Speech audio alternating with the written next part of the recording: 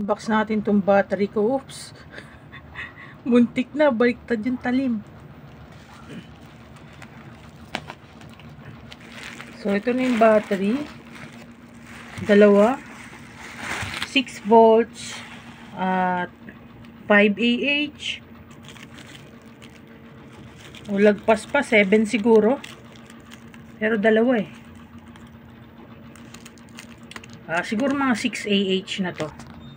So, mga 6 Ah siguro nga ito. Dalawang piraso. So, ayan guys. Ito na yung likod ng ating emergency light.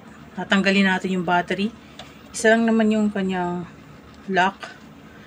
Ayan, pero kukuha akong electrical tape. Ayan, kumakahulping aso ko, sumasali.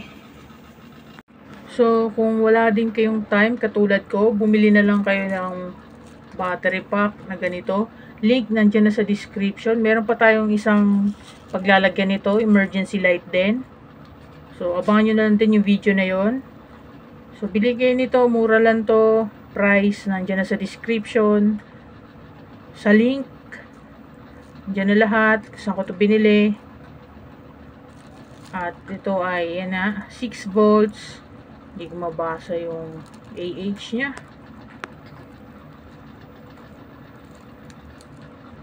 Pero nandiyan naman yung link sa description nga. Saka sa comment. Guys, hindi ko pa nililinisan kasi hindi pa kinakabit pabalik. Pero, ayan, okay siya. So, pero ito nga lang, may sira tong bulb. Ayan, isa, dito dalawa. Pero yan na yung dati nung binili ko to. Hindi ko na siya sinole. Kasi dadalawang piraso lang naman yung pundido niya. Sa kabila, wala. Kompleto lahat ng LED, gumagana. Pero okay na siya ngayon. So, ito nga guys, yung Firefly na emergency light ko na papalitan natin ng battery. So, ito yung box niya noon.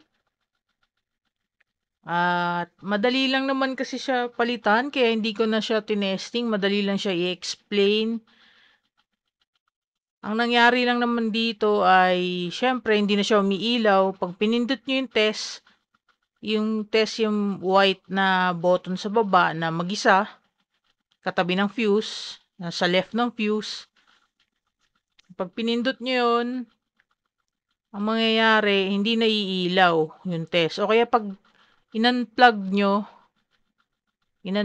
tong emergency light, tapos naka-on yung dalawang left and right, hindi na siya iilaw. So, ibig sabihin lang naman nun, sira na yung battery nyo. Lalo na kapag naka-green pa yung ano, yan, naka-green pa yung ilaw. Kasi red and green yan, yung charge, saka pag naka-on yung ilaw. O basta yung red saka green na ilaw. Pag naka-green yun, okay pa naman yan. Pag nakasaksak, naka-green siya. Pero hindi na siya pumupula nga, hindi na ito nagcha-charge. Kaya yun, pinalitan ko na yung battery. At yung link nga nandyan sa description.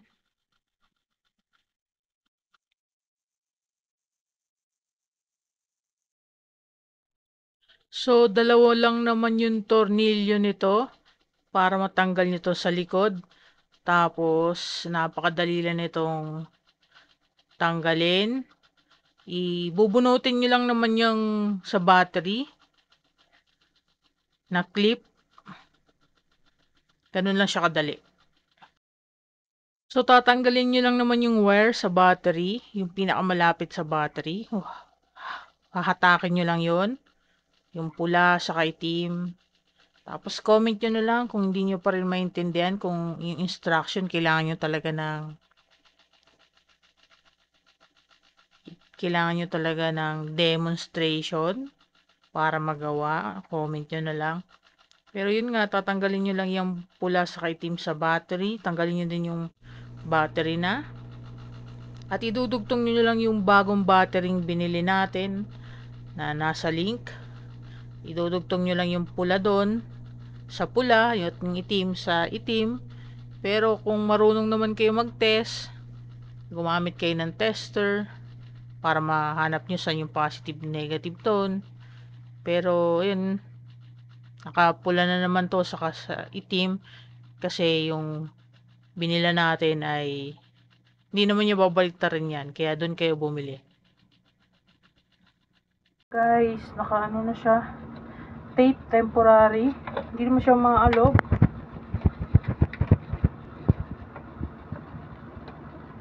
Painter's tape lang yan, temporary, habang hinahanap ko yung pandikit, yung mga double sided ko, o baka bibili na lang ako ng bago kasi ang hirap maghanap. So ito nga palang stock battery ko dito sa emergency light na to. Umabot naman siya ng 1 year sa akin bago masira. Tapos guys, mura ko lang pala nabili tong Firefly na to, Firefly Kuno. At bili kayo sa link ko sa video ko, or comment kayo na nahanap nyo yung tanong nyo dyan kung saan yung link ng Firefly ko, kasi binili ko lang tong Firefly ko na 500 pesos. Kaya lang may problema yung nakuha kong unit.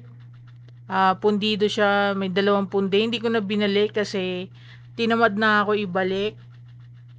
Pero pwede nyo naman ibalik yan guys. Tinamad lang talaga ako kasi 2 piraso naman yung pundi niya. Tapos napakalakas na niya. Kaya tinamad na akong ibalik to.